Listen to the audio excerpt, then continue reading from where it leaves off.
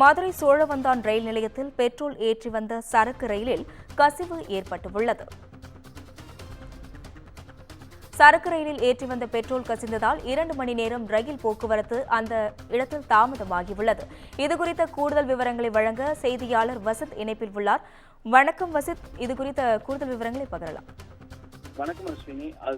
மதுரை மாவட்டம் சோழவந்தான் ரயில் நிலையத்தில் பெட்ரோல் ஏற்றி வந்த சரக்கு ரயில், அதாவது பெட்ரோல் எடுத்துக்கொண்டு வர சரக்கு ரயிலானது பெட்ரோல் கசிவின் காரணமாக சுமார் 2 மணி நேரமாக நிறுத்தப்பட்டது. இந்த ட்ரெயினானது தருமபுரியிலிருந்து பெட்ரோலை ஏற்றிக்கொண்டு மதுரை கப்பலூர் தொழில்பேட்டையில் பகுதியில் உள்ள ஒரு டேங்கிற்கு சுமார் 70,000 அளவிற்காக சொல்லக்கூடிய 70,000 லிட்டர் ஆன கொள்ளளவு கொண்ட 34 டேங்கோட ஒரு பெட்ரோலை ஏற்றி கொண்டு வந்தது. இந்நிலையில் ஒரு டேங்கில் பெட்ரோல் கசிவு ஏற்பட்டு இதன் காரணமாக சோழவந்தான் ரயில் நிலையத்தில் நிறுத்தப்பட்டது. ரயில் அதிகாரிகள் முன்கூட்டியே இந்த கசிவை பார்த்தனால் தற்போது இந்த பெரும் அசம்பாவிதம் தற்போது தவிர்க்கப்பட்டுள்ளது. மேலும் இந்த சோழவந்தான் ரயில் நிலைய தீயணைப்பு துறையினருக்கு தகவல் தெரிவிக்கப்பட்டு மேலும் ONC பணியாளர்களும் வரவழைக்கப்பட்டு தற்போது பெட்ரோல் கசிவை சரி செய்யப்பட்டது.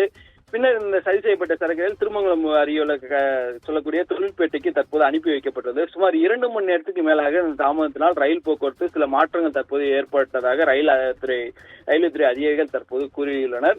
மேலும் இந்த சோழவந்தான் பகுதியில் இருக்கக்கூடிய பெட்ரோல் கசிவினால் இந்த ரயிலானது 2 மணி நேரம் தாமதமாக சென்றதால் மேலும் இந்த ரயில் கசிவு உள்ளிட்டதை அந்த பகுதியில் சிறிதளவு பதற்றமாக காணப்பட்டது என்பது குறிப்பிடத்தக்கது. அஸ்வினி,